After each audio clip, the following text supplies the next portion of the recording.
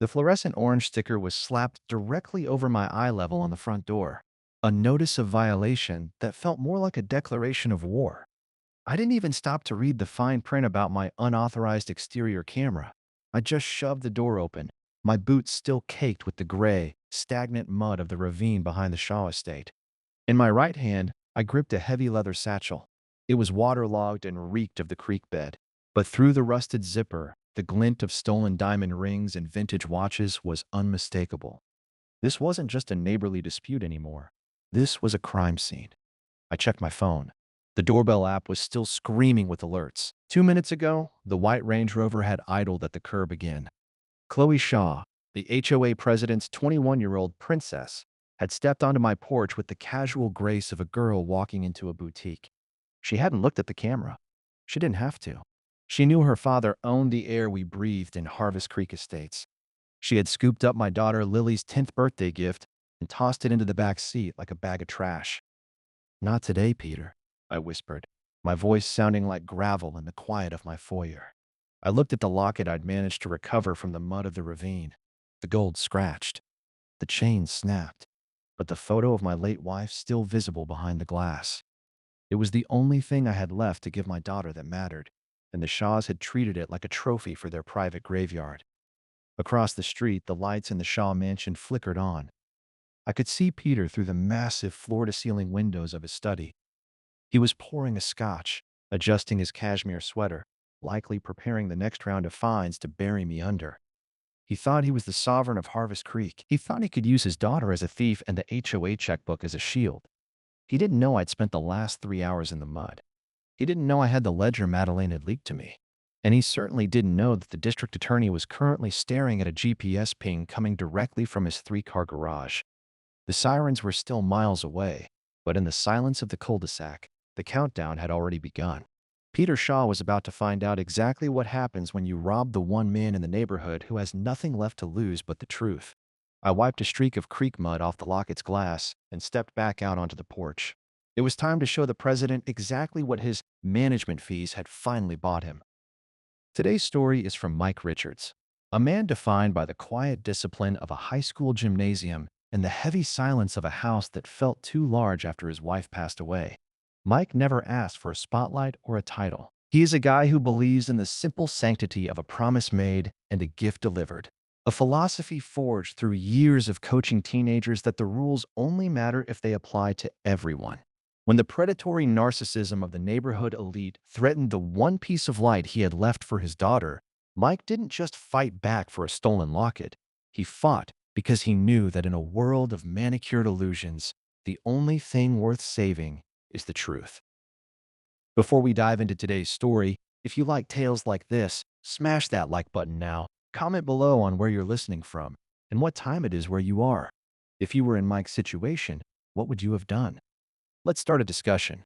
But now, let's hear Mike's story, as told in his own words. The theft didn't feel like a crime at first. It felt like a clerical error. I had lived in Harvest Creek Estates for 10 years, and for most of that decade, the neighborhood was as quiet as a library after hours. We were a community of manicured Bermuda grass, hidden solar panels, and silent grievances, all held together by the iron-fisted bureaucracy of the HOA. But the atmosphere had shifted recently, turning thin and brittle as the Shaw family began to fracture in the most public way possible. Madeline Shaw had finally moved out a month prior, ending a marriage that had looked like a high-end jewelry commercial from the outside and a grueling deposition from the inside. She was currently drifting between her mother's coastal cottage and her father's downtown condo, leaving a vacuum of silence in the sprawling, 5-bedroom mansion 3 doors down from mine. Peter Shaw, our HOA president and self-appointed sovereign, hadn't taken the rejection well.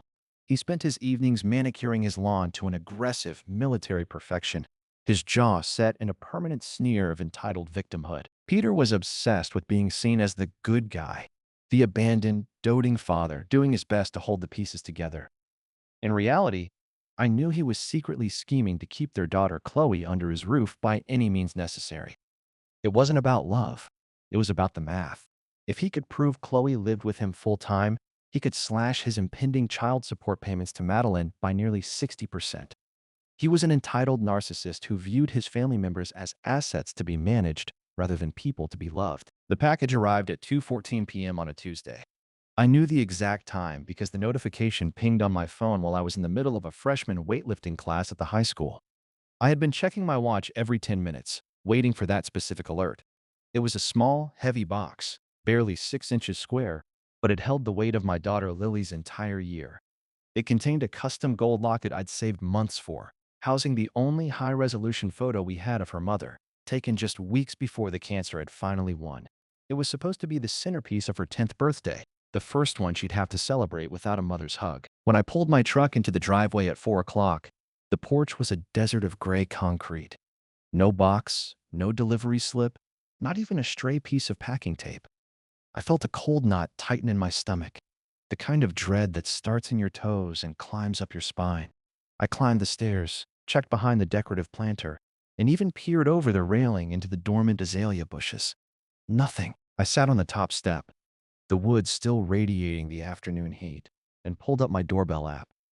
I scrolled back the timeline, my thumb trembling slightly.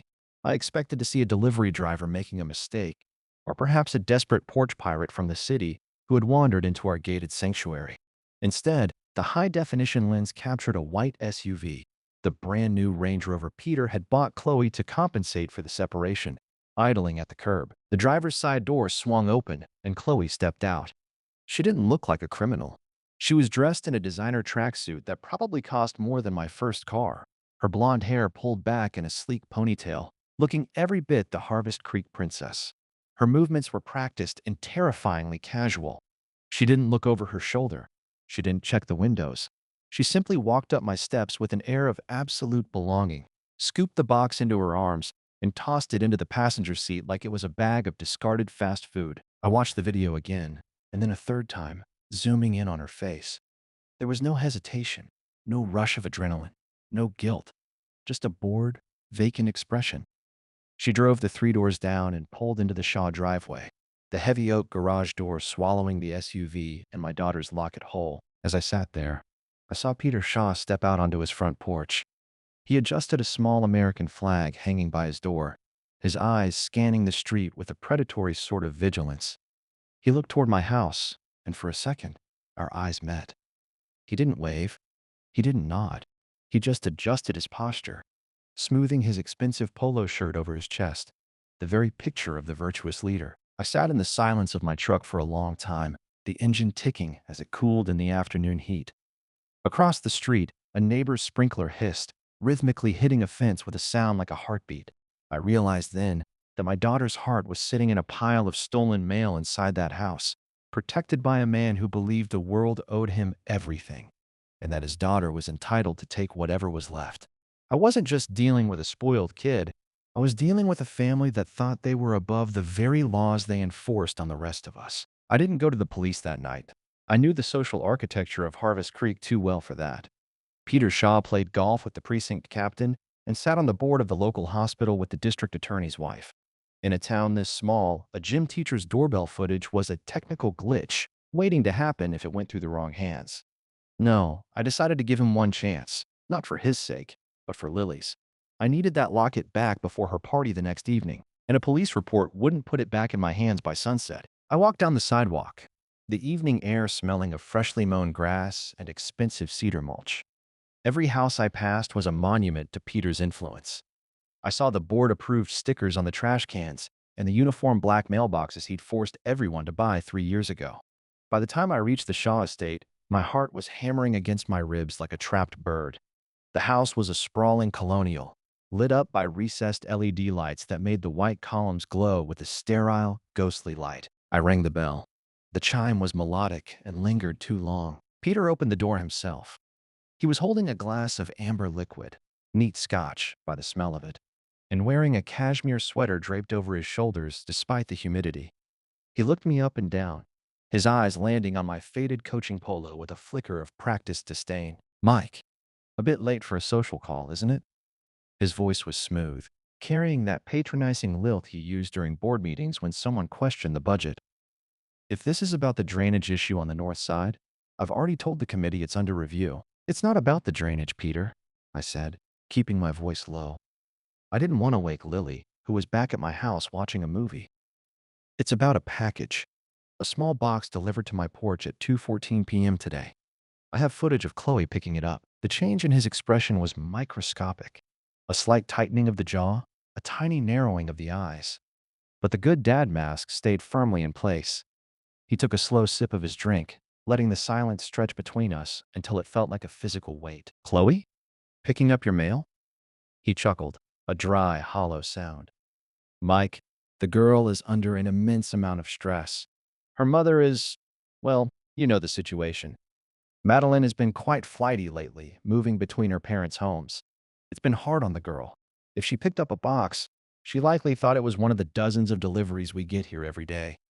It was probably a simple neighborly mistake. She didn't look mistaken, Peter. She looked like she was shopping, I replied, my temper beginning to fray at the edges. It's a locket. For Lily's birthday. It has her mother's photo inside. I don't care about the stress or the mistake. Just go upstairs, get it from her, and we can call it even. Peter stepped out onto the porch, closing the heavy oak door behind him, just enough so I couldn't see into the foyer. He moved into my personal space, using his height to try and intimidate me. The narcissist in him couldn't help but go on the offensive. Listen to me carefully, he hissed, his voice dropping an octave. My daughter is a straight-A student heading for an Ivy League. She is the light of this community. I am currently in a very delicate legal position regarding her custody and my support obligations to Madeline. I will not have you, a man who spends his days blowing whistles and grading dodgeball, smearing her name over a misplaced Amazon box. I have it on video, Peter. 4K. I can see the logo on her hoodie. He leaned in closer, the smell of expensive scotch turning sour. And I have the power to lien your house for the unapproved gravel you put in your side yard last month. I have the power to make sure your contract at the high school isn't renewed when it comes up in June. I'm on the school board, Mike. Don't forget that. He straightened his sweater, the condescending smirk returning. Check your porch again. Maybe the wind blew it. Or maybe you're just confused. People get confused when they're grieving, don't they? Good night, Mike. He turned and retreated into his fortress, the heavy lock clicking shut with a finality that echoed down the street. I stood on his doorstep for a long minute, staring at my own reflection in the polished brass knocker. He wasn't just protecting her, he was weaponizing her. He needed Chloe to stay perfect so he could win his war against Madeleine and keep his money. As I walked back to my house, I saw a flicker of movement in the Shaw's upstairs window. Chloe was standing there, the curtain pulled back just an inch. She wasn't hiding. She was watching me, a small, mocking smile on her face. And in her hand, glinting under the bedroom light, was a thin gold chain. I didn't go home. I walked past my driveway and headed toward the darkened house of Mrs. Marsh, the widow on the corner. I remembered she'd mentioned losing a package of heart medication last week. If Peter wanted to play for keeps, I needed a team. It was time to see just how many neighborly mistakes Chloe Shaw had made in Harvest Creek. Mrs. Marsh's front porch light was a dim, flickering yellow that barely cut through the shadows of her overgrown jasmine. I hesitated for a moment, wondering if it was too late to be knocking on the door of a 70-year-old woman. But the sight of Chloe Shaw dangling that locket in the window had set a fire in my chest that wouldn't let me sleep. The door opened a crack, held by a sturdy brass chain. Mrs. Marsh peered out, her eyes sharp behind thick spectacles. When she saw it was me, the tension in her shoulders vanished, replaced by a weary sort of kindness. Mike? Is everything all right? It's nearly 10 o'clock, she whispered, pulling a knit cardigan tight around her throat. I'm sorry to bother you, Eleanor, I said, stepping closer so I wouldn't have to raise my voice.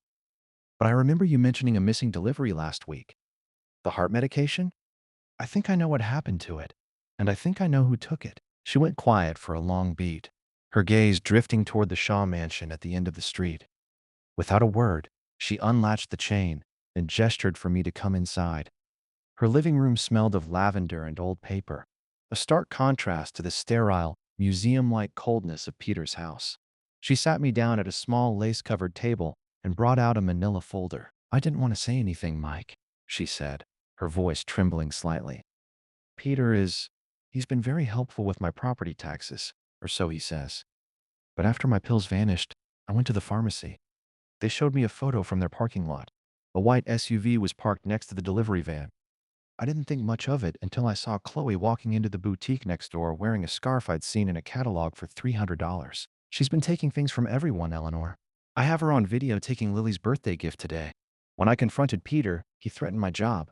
He's protecting her because he's terrified Madeleine will use it against him in the divorce. Mrs. Marsh sighed, leaning back in her chair. He's an entitled man, Mike. He always has been. He thinks he can buy silence with HOA favors and intimidate the rest with fines. But he forgot that we talk to each other when the sun goes down. She reached into the folder and pulled out a list.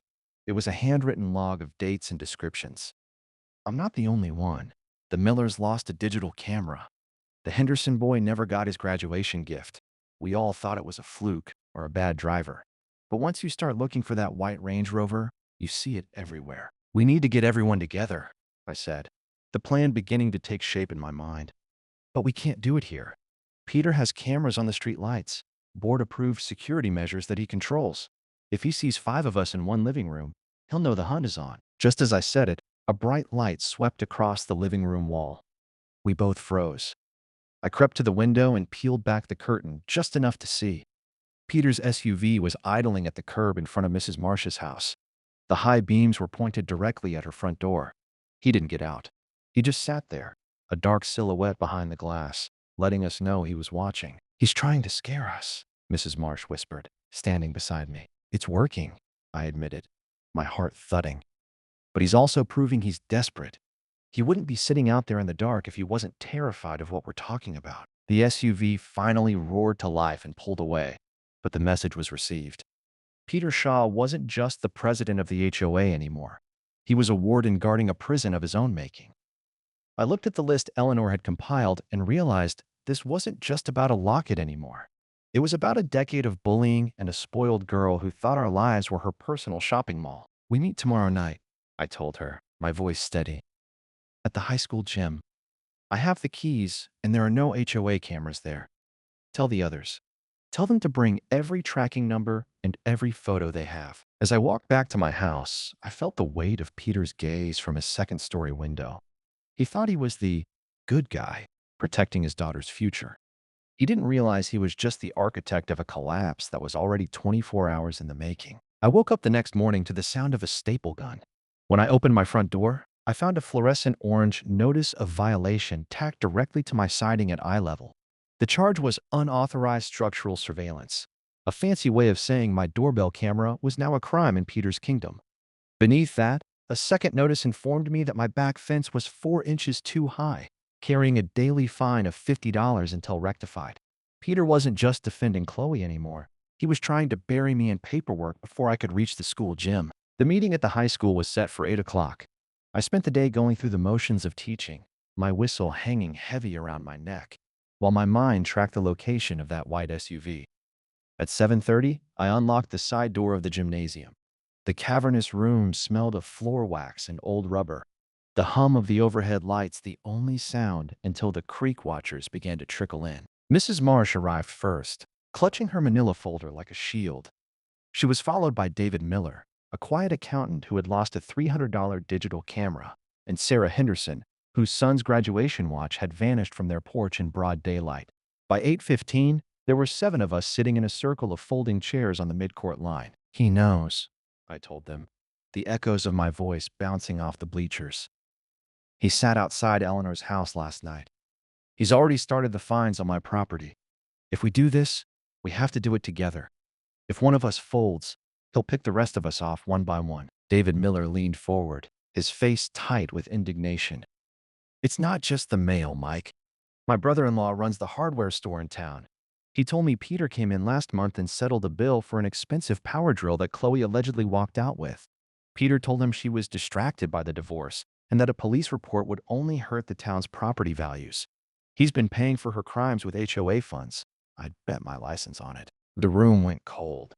Shoplifting was one thing, but using our community dues to buy his daughter's way out of a jail cell was a different level of rot. Peter's narcissism had convinced him that the HOA's bank account was just another one of his personal assets, a convenient slush fund to maintain the perfect family image he needed for his custody battle. He's terrified of Madeleine finding out, Sarah Henderson whispered. I saw her at the grocery store yesterday. She looked exhausted, Mike. She thinks Chloe is adjusting well to the split. She has no idea her daughter is a serial thief and her husband is a criminal. Then we tell her, I said. But we don't just tell her. We show the district attorney first. I have a former student, Leo, who works in the DA's office.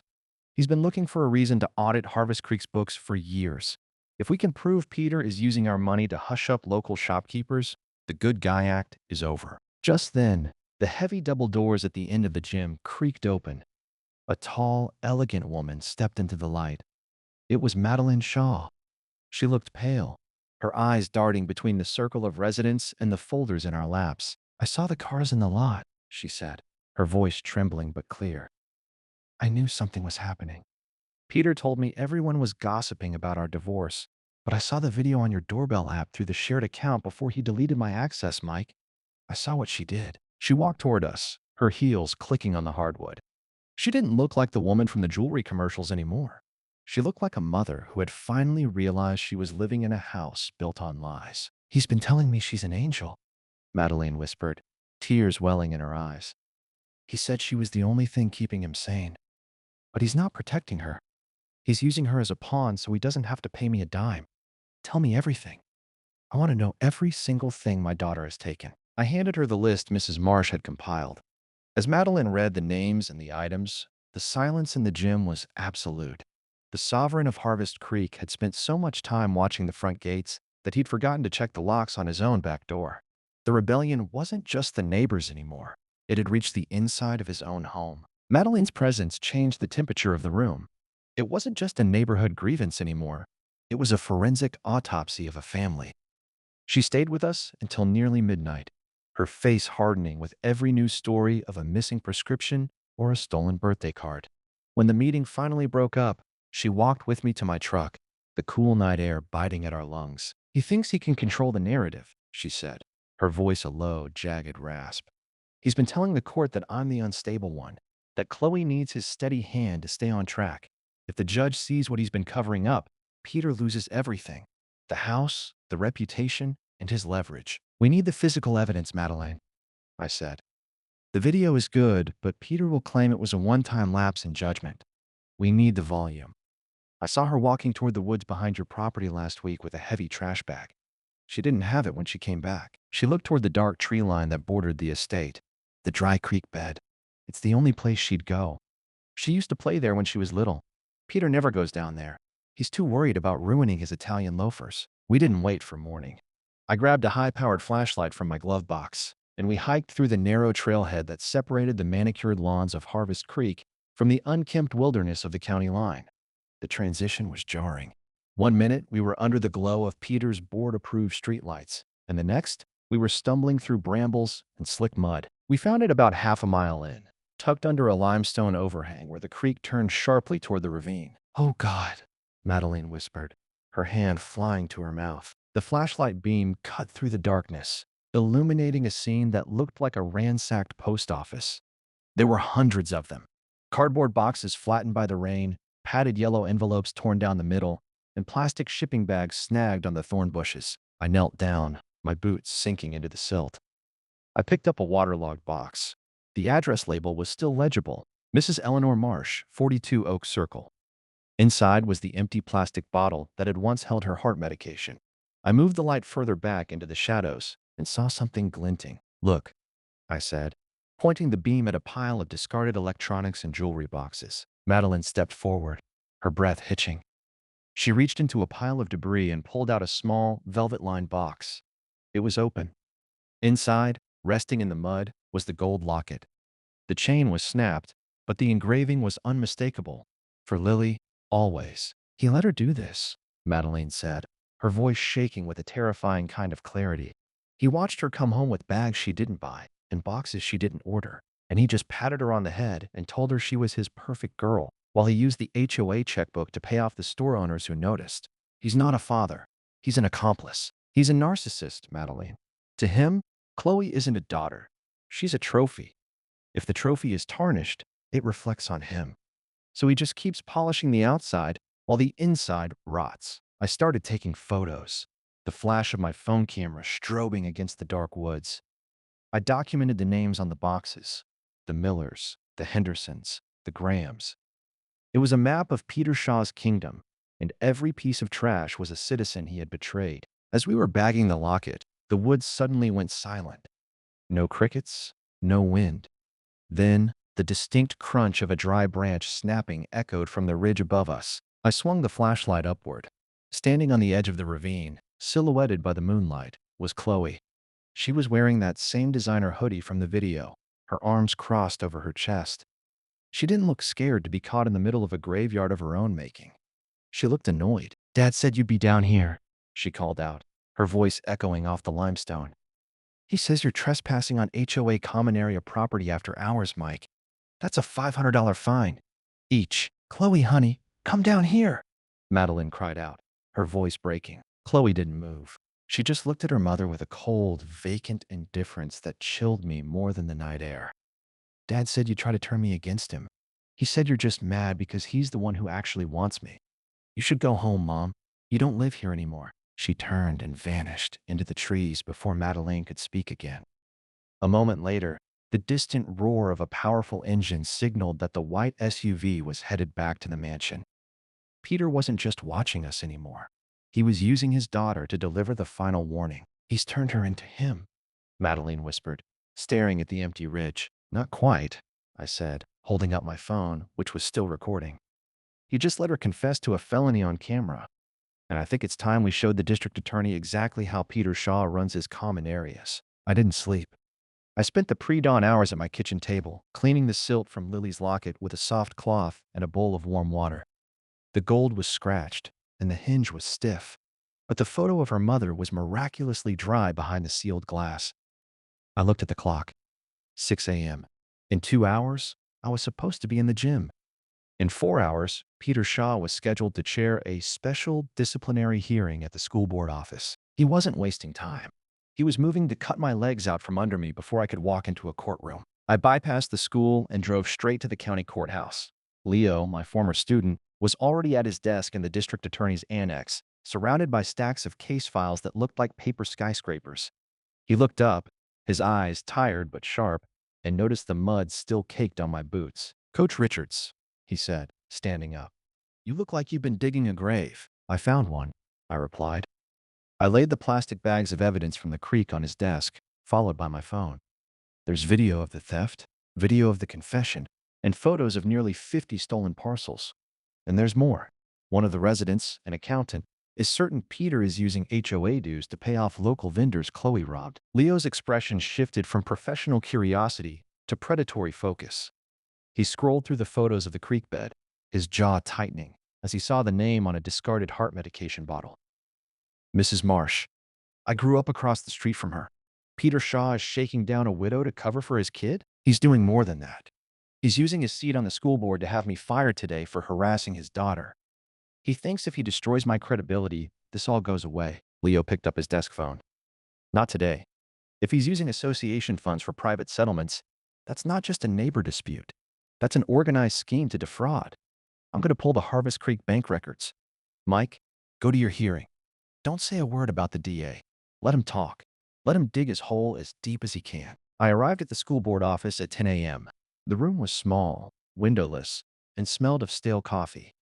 Peter was already seated at the head of the table, flanked by 2 other board members who looked like they'd rather be anywhere else. He looked radiant, a man in his element, wielding the power of the gavel. "Mike," Peter said, his voice dripping with faux concern. "This is a difficult day for all of us. We've received a formal complaint regarding your conduct. Surveillance of a minor, trespassing on private estate grounds, and the targeted harassment of a student, my daughter. It's a clear case of moral turpitude." "She's 21, Peter," I said calmly, taking a seat. "Hardly a minor. She is a vulnerable young woman in a high-stress domestic situation," he snapped, the good guy mask slipping for a fraction of a second. "Your obsession with her mistakes has crossed a line.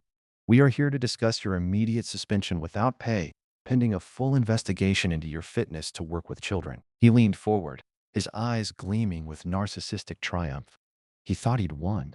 He thought he'd silenced the bug on his windshield. Just then, the door at the back of the room swung open. It wasn't the school superintendent. It was Madeleine, and she wasn't alone. She was carrying a heavy leather-bound ledger, the one Peter kept in his private study, the one he thought was locked away behind a code only he knew. The investigation just got a lot shorter, Peter, Madeline said. She walked to the table and dropped the book in front of the other board members. I found the ledger, the one where you've been recording the donations to local shops. Except they weren't donations. They were reimbursements for Chloe's shoplifting, paid out of the Harvest Creek Maintenance Fund. Peter's face went a shade of gray I'd never seen on a living human. Madeleine, you're hysterical. You have no right to be here. I'm still a co-owner of the house, Peter, and I'm still a member of the HOA, she said, her voice like ice. I've already spoken to the bank. They confirmed the wire transfers. You didn't just protect Chloe. You robbed our neighbors to buy her silence. The other board members looked at the ledger, then at Peter, and then at me. The silence in the room was absolute. Peter's hands began to shake, his fingers drumming a nervous, frantic rhythm on the table. The entitled narcissist was finally cornered, not by a gym teacher, but by the very paper trail he'd created to keep his world in order. This hearing is over, the board vice president whispered, pushing the suspension papers away as if they were poisoned. I stood up and looked Peter in the eye. I'm going back to the gym now. I have a class to teach. You, however, might want to call a lawyer who doesn't work for you. As I walked out, I saw a black sedan with government plates pulling into the parking lot. Leo had moved faster than I expected. The sovereign of Harvest Creek was about to find out that when you build a kingdom on stolen ground, the foundation eventually gives way. The sound of the school gym was a welcome distraction for the next hour. The rhythmic thud of basketballs and the sharp squeal of sneakers on hardwood felt like reality, a far cry from the suffocating air of Peter Shaw's boardrooms. But the peace didn't last. By the time my final class ended, the local news alerts were already screaming on every student's phone. The Harvest Creek scandal had broken, and it was spreading through the town like a brush fire. I drove back toward Harvest Creek, but I couldn't even get to my driveway. The entrance gates, those gold-tipped sentinels Peter used to keep the riffraff out, were blocked by 3 black SUVs and a county sheriff's cruiser. A small crowd of neighbors had gathered on the sidewalk, their faces a mix of shock and a strange, bubbling vindication. People who had looked the other way for years were suddenly out in the open, whispering and pointing at the Shaw Fortress. I left my truck on the shoulder and walked toward the estate. The scene was chaotic. The pristine white columns of the mansion were bathed in the flickering blue and red of emergency lights.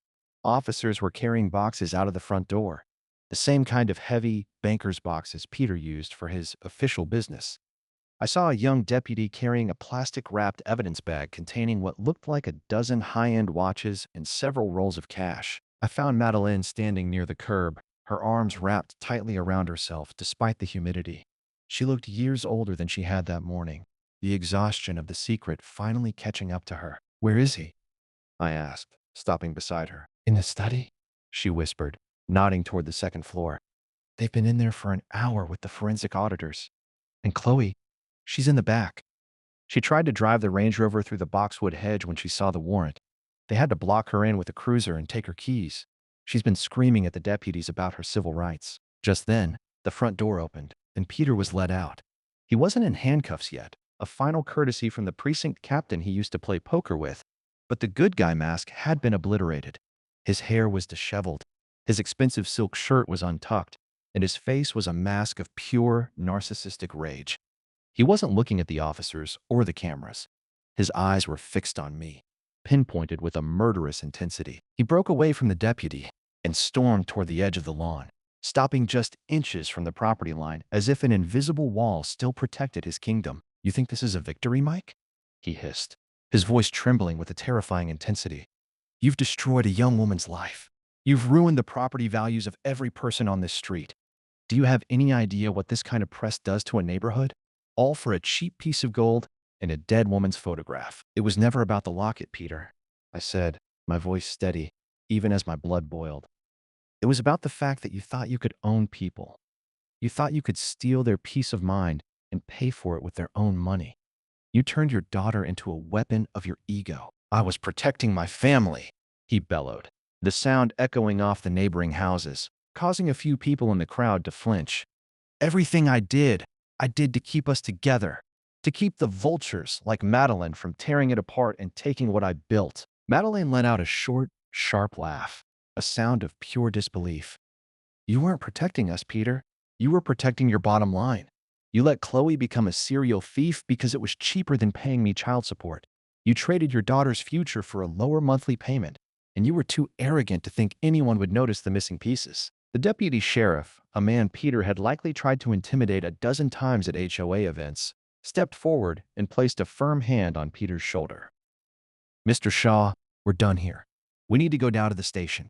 We found the wire transfers to the boutique and the hardware store, and we found the second ledger under the floorboards in the garage, the one with the miscellaneous cash entries. Peter's knees seemed to buckle for a second. The second ledger. That was the one that likely contained the real numbers, the ones that went beyond hush money and into the territory of genuine racketeering and tax evasion. He looked at the house one last time, not with love, but with the look of a man watching his favorite asset be seized by the bank. As they led him toward the cruiser, Chloe appeared in the doorway.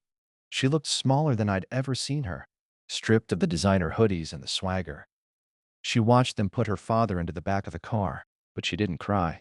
She just stood there, clutching a small silk scarf, likely another stolen trophy, her eyes vacant and cold. She had spent so long being Peter's pawn that she didn't know how to be a person. She didn't even look at her mother. The crowd began to disperse as the rain started to fall, but I stayed until the last siren faded into the distance. Mrs. Marsh walked over from her porch, her hand resting gently on my arm. "Is it over, Mike?" she asked, her voice thin in the damp air. "The theft is over, Eleanor," I said, looking at the darkened windows of the Shaw mansion. "But the cleanup is going to take a long time." I reached into my pocket and felt the cool, solid weight of Lily's locket. It was back where it belonged. Tomorrow was her birthday, and for the first time in a month, I knew I could look her in the eye and tell her that the world was still a place where the truth mattered, and where the bullies, no matter how big their houses, eventually run out of room to hide. The day of Lily's 10th birthday began with a silence so heavy it felt like the air before a terminal thunderstorm. I sat at the kitchen table with the locket placed directly in front of me, the morning sun catching the gold and making it glow with a brilliance that felt almost defiant. Across the street, the Shaw mansion was no longer a symbol of local royalty. It was cordoned off with yellow crime scene tape that fluttered in the breeze, a hollow monument to a man who had spent his life confusing power with respect. By noon, Harvest Creek Estates had devolved into a state of frantic, unorganized motion, with Peter sitting in a county cell and the remaining members of the HOA board resigning in a sudden wave of personal leave. A massive power vacuum had opened up. My phone didn't stop buzzing. It wasn't the police calling anymore. It was the Millers, the Hendersons, and a dozen other residents I'd barely exchanged more than a nod with in a decade. They weren't calling about the crimes. They were calling because the private trash collectors hadn't arrived. The pool chemicals were off balance, and the main gate code had glitched, locking half the neighborhood out. "They want you to take over the interim board, Mike," Mrs. Marsh said, appearing at my screen door with a heavy, freshly baked lemon cake for Lily. She looked tired, but there was a spark of victory in her eyes that hadn't been there 48 hours ago. The neighbors held an informal meeting on the sidewalk. They need a president who doesn't have a secret ledger hidden under his garage floorboards. "I'm a gym teacher, Eleanor," I said, rubbing the bridge of my nose, feeling the weight of the last 3 days pressing down on me. "I don't want to run a kingdom. I never did. I just wanted my daughter's locket back." "That's exactly why it has to be you," she replied, her voice firm and brook no argument. "Peter Shaw wanted the title because it made him feel like a god. We need someone who just wants the truth, and someone who knows how to tell a bully to sit down." The afternoon took a darker, more somber turn when a black sedan pulled into my driveway, kicking up the gravel Peter had once tried to find me for. I expected more investigators, but it was Madeline. She looked like she hadn't slept or eaten since the raid. She didn't come inside. She just stood on my porch, her gaze fixed on the front door of the house she had once shared with a monster. "Chloe's arraignment is tomorrow morning," Madeline said, her voice cracking like dry parchment. "The district attorney is pushing for felony grand theft because of the combined value of the items they found in her room. Peter's lawyers are already filing motions from jail, claiming I'm the unstable parent whose neglect drove the girl to a cry for help. Even behind bars, he's still trying to win the custody battle. He's still trying to save his money." "How is she holding up?" I asked, leaning against the doorframe. "She won't speak to me, Mike," Madeline whispered, a tear finally escaping and tracking through her makeup. "She just sits in her room and asks when her father is coming home to fix the mistake." He's convinced her that this is all a grand misunderstanding, a conspiracy by lesser people like us to bring down their family. Even now, through his lawyers, he's feeding her that same narcissistic poison. He's telling her that if she stays loyal to him, he'll make the charges vanish. We walked down to the creek bed one last time, driven by a gut feeling that the police might have missed the forest for the trees. The forensics team had cleared out the main piles of shipping boxes, but as we walked the perimeter where the property line met the county ravine, I noticed something snagged deep in a root system further downstream. It was a heavy leather satchel, half buried in the silt and hidden by a fallen log. I pulled it out, the mud sucking at my boots, and unzipped the rusted track. Inside wasn't mail.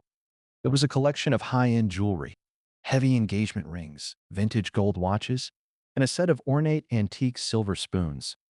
These weren't things you grabbed off a porch in 5 seconds. These aren't Amazon orders, I said, holding up a diamond cluster ring that caught the stray light. Madeline stepped closer, her face turning a ghostly, translucent pale.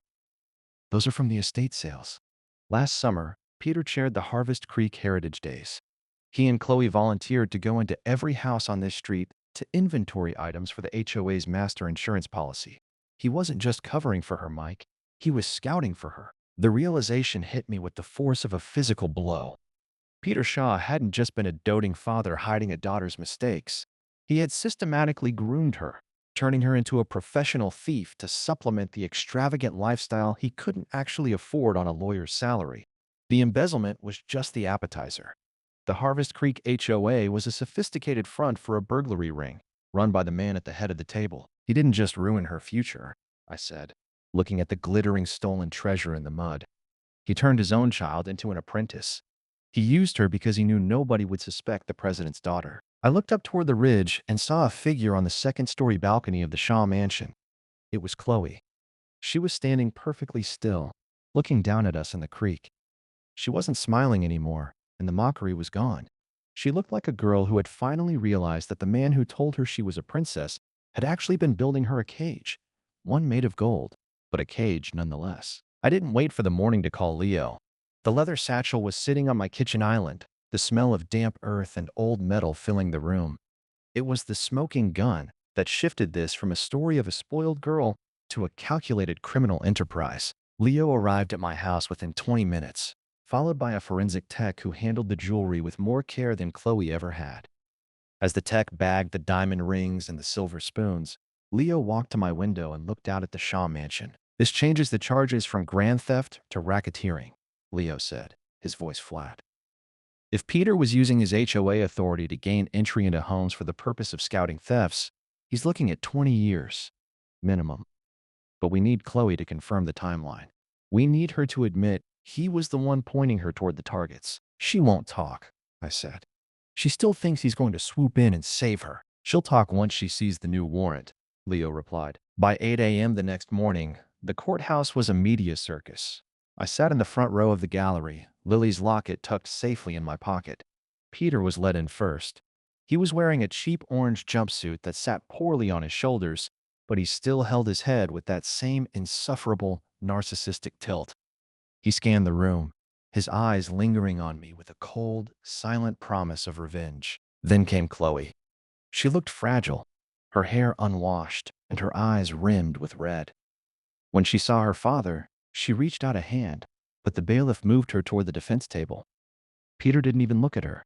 He looked past her, toward his lead attorney, his lips moving in a frantic whisper about assets and leverage. The district attorney stood up and dropped the new evidence, the leather satchel, onto the table with a heavy thud. "Your Honor," the DA began, "the state is moving to amend the charges.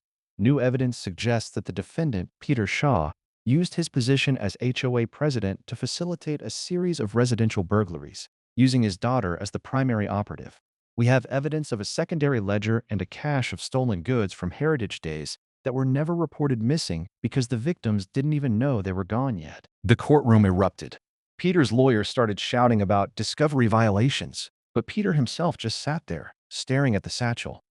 For the first time, I saw his composure truly break. The good guy was gone. He looked at Chloe, and instead of a fatherly gaze, he gave her a look of pure, predatory warning. "Don't you dare speak," his eyes said. During the recess, I found Madeleine in the hallway. She had just come from a private room where she'd been allowed 10 minutes with Chloe. "She's breaking, Mike," Madeleine whispered, her hands shaking. "I told her about the satchel. I told her that Peter didn't keep it to protect her. He kept it as insurance in case he ever needed to blame her for the HOA's missing funds. She didn't believe me until I showed her the bank records Leo gave me. Peter had already started moving money into an offshore account in his name only. He was planning to leave her behind. Is she going to testify? She's scared. She's terrified of him. But she's more terrified of going to prison for a man who was ready to trade her for a plane ticket to the Caymans." As we walked back into the courtroom, the air felt electric. Chloe took the stand for her bail hearing, but instead of entering a plea, her lawyer whispered something to the judge. "Your Honor," the lawyer announced, "my client wishes to make a statement regarding the role of Peter Shaw in the events of the last year. She wishes to cooperate fully with the state's racketeering investigation." The sound Peter made wasn't human. It was a low, guttural snarl of a cornered animal. He lunged across the table, his shackled hands reaching for his daughter's throat, screaming that she was a useless, ungrateful brat. It took 4 bailiffs to tackle him to the floor. As they dragged Peter out of the room, Chloe didn't look away. She watched him go, the vacant look in her eyes finally replaced by a sharp, painful spark of reality. The cage had finally been opened, and the man who built it was being hauled off to one of his own. The shock of Peter Shaw's courtroom outburst lingered over Harvest Creek like a heavy, suffocating fog. While he sat in a high-security lockup, now stripped of his bail, his bespoke suits, and his carefully curated dignity, the neighborhood began to breathe for the first time in years. But a narcissist like Peter viewed every defeat not as a lesson, but as a reason for a more brutal war. Even from a concrete cell, he had one final, poisonous card to play. And he didn't care who he burned to play it. I woke up on the morning of Lily's 10th birthday to a flurry of frantic text messages and missed calls. Peter's high-priced defense attorney had leaked a series of cropped, grainy photos to a local tabloid blog, notorious for sensationalist headlines. The photos showed me and Madeleine walking together near the creek bed and standing close on my front porch during one of our late-night strategy sessions. The headline was a masterpiece of narcissistic projection. The real motive? Local teacher and estranged wife frame HOA president to secure millions. The article suggested that Madeleine and I had been having a long-standing affair and had planted the stolen jewelry in the creek to remove Peter, so we could seize his assets and the HOA's insurance payouts. "He's trying to rewrite the ending, Mike," Madeleine said when she called me, her voice weary but lacking the tremor of fear that used to define it. "He wants to convince the public, and more importantly, a potential jury pool, that we're the villains. He's trying to make his own daughter's crimes look like a setup orchestrated by scorned lovers." "It's a desperate move, Madeleine," I replied, staring at the screen of my phone as the blog post racked up shares. "Anyone who saw him lunging at Chloe's throat in open court yesterday knows exactly who the villain is. He's throwing dirt because he's drowning. It doesn't matter if they believe the whole lie," she countered. "He just needs to create enough reasonable doubt to muddy the waters. He wants to turn the neighbors against us one last time, to make them wonder if their hero is just another scammer." But Peter had fundamentally underestimated the people he had spent a decade bullying. He had spent so long looking down at the residents of Harvest Creek that he'd forgotten they were actually looking back at him. At noon, the creek watchers didn't call me with accusations or questions about the tabloid smear. Instead, a parade of cars pulled up to the community green, the pristine central lawn Peter had once patrolled with a ruler to check the grass height. David Miller and Sarah Henderson jumped out of a truck, hauling a massive folding table and enough balloons to lift a house. "We saw the blog post, Mike," David said, slamming the tailgate with a satisfying thud. "It's pathetic, even for him. We decided that if Peter wants to spend his day leaking lies from a jail cell, we're going to spend hours celebrating the fact that he's gone. We're holding Lily's party right here." "The green?" I asked, looking at the expansive lawn. Peter used to write people up just for letting their dog's paws touch this grass. He called it ornamental common space. "The board is officially dissolved, Mike," Sarah said, a defiant, triumphant grin spreading across her face. "And the interim committee just voted. The first new rule of Harvest Creek? The grass is for the kids, not the ego of a man in orange silk." By 2 p.m., the very lawn Peter had manicured with such obsessive narcissism was transformed. It was covered in picnic blankets, the smell of grilling burgers, and the chaotic, beautiful sound of 30 children screaming with joy. Lily was at the center of it all, wearing her mother's locket. The gold chain caught the afternoon sun as she ran, the small piece of jewelry thumping against her chest, a heartbeat of gold. For the first time since my wife had passed, I felt like we were part of a community, not just residents of a zip code. Madeline arrived an hour later, looking more at peace than I'd ever seen her. She wasn't hiding in the shadows of the estate anymore. She brought a stack of folders, but they weren't filled with evidence this time.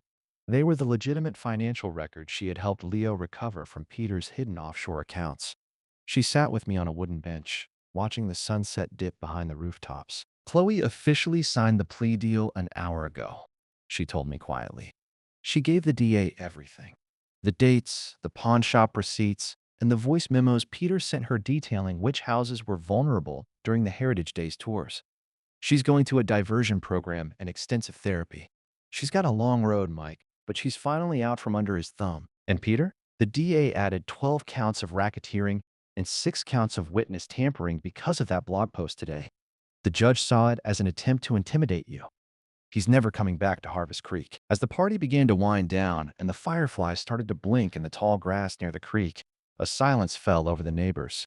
Mrs. Marsh stood up, her paper cup raised high. To Mike, she said, her voice carrying across the green.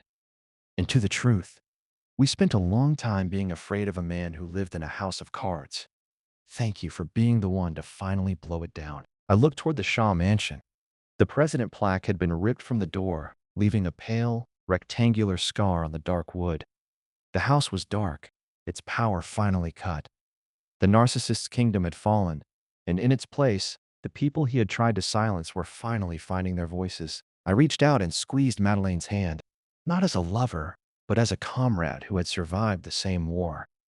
Peter's final attempt to smear us had failed because he hadn't realized that while he was busy building fences to keep people out, we had been busy building the foundations to keep each other up. Happy birthday, Lily, I whispered as my daughter ran over to hug me. The weight was finally gone, and for the first time in years, the air in Harvest Creek felt easy to breathe. The day of the final sentencing arrived on a Tuesday, exactly 6 months after the first notice of violation had been tacked to my door. The courthouse was a stark contrast to the sprawling lawns of Harvest Creek. It was all gray linoleum and fluorescent hum. I sat in the front row, Lily's locket tucked into my pocket for luck, as Peter was let in. He looked different. The 6 months in lockup had stripped away the tan and the expensive haircuts. He looked like a man who had finally aged into his own bitterness. But as he took his seat at the defense table, he still managed to adjust the collar of his orange jumpsuit as if it were a bespoke suit. His chin tilted at that familiar, arrogant angle. He still believed he was the smartest man in the room. The district attorney called Chloe to the stand first. The room went silent as she walked past her father. She didn't look like a princess anymore. She was dressed in a simple navy suit, her hair natural and unstyled.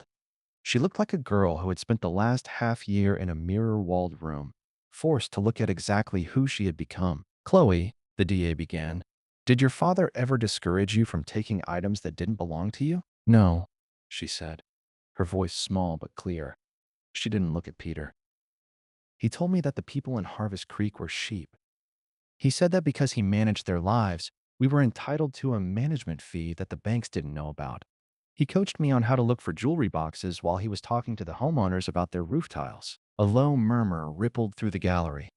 Peter let out a sharp, theatrical scoff, leaning over to whisper to his lawyer, but the judge silenced him with a single, icy look. "And the packages?" the DA asked. "He told me to take them if they looked expensive," Chloe whispered, her eyes finally flickering toward me for a split second. "He said if anyone complained, he'd just fine them until they stopped talking. He told me he was the only one who truly loved me, and that everyone else was just waiting for us to fail." The cross-examination was brutal. Peter's lawyer tried to paint Chloe as a vengeful daughter coached by a bitter mother and a predatory neighbor. They brought up the blog photos again, trying to weave a web of conspiracy. But the more the lawyer pushed, the more Peter's narcissism took over. He started nodding along, even mouthing words to the jury, as if he were the one directing the defense. When it was Peter's turn to speak before the sentencing, he didn't ask for mercy. He didn't express regret. He stood up, smoothed his jumpsuit, and looked at the judge as if he were presiding over an HOA board meeting. Your Honor, I have spent a decade maintaining the integrity of this county's premier community, Peter declared, his voice booming with a delusional sort of pride. I protected these people from themselves. If I took a few liberties to ensure my daughter's future, it was a small price for them to pay for the excellence I provided. This theft is a fabrication of the mediocre. They couldn't handle my success, so they conspired to bring me down to their level. The judge didn't even blink. She waited until he finished his tirade, then she leaned forward, her glasses slipping down her nose. Mr. Shaw, the judge said, her voice like a falling gavel. In 30 years on the bench, I have seen many thieves. Some steal out of desperation, and some out of greed. But you are the first I've seen who stole the very moral compass of his own child to satisfy his ego. You didn't protect Harvest Creek. You preyed upon it.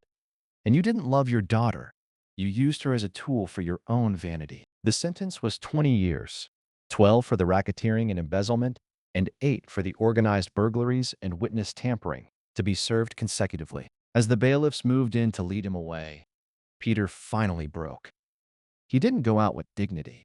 He started screaming, not at the judge, but at Madeleine and me. He called us vultures. He screamed that he would buy and sell the prison before the year was out. It took 3 men to haul him through the side door, his voice echoing in the hallway long after the door clicked shut. I walked out of the courtroom into the bright afternoon sun. Madeleine was waiting by the stairs. Chloe was a few feet away, standing with her court-appointed therapist. For the first time, mother and daughter moved toward each other without a shadow standing between them. It wasn't a hug, not yet, but they walked to the car together. I felt the locket in my pocket. The sovereign of Harvest Creek was gone, and for the first time in a decade, the only thing I had to worry about was getting home in time to help Lily with her homework. The final notice of violation I ever dealt with was the one I personally peeled off the community clubhouse door. It was a faded, sun-bleached reminder of the old regime, listing restricted pool hours and a ban on unauthorized social gatherings.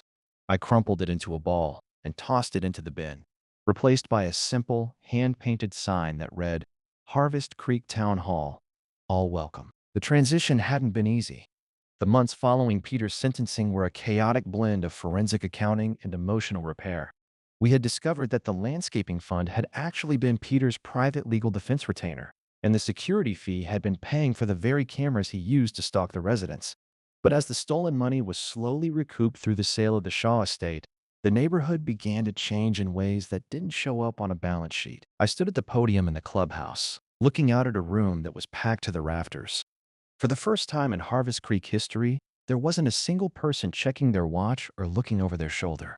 Even the spies Peter had cultivated, the few residents who had traded their loyalty for lowered fines, were sitting quietly in the back, looking more relieved than repentant. This is the first official election of the new Harvest Creek Association, I announced, my voice echoing without the need for a microphone.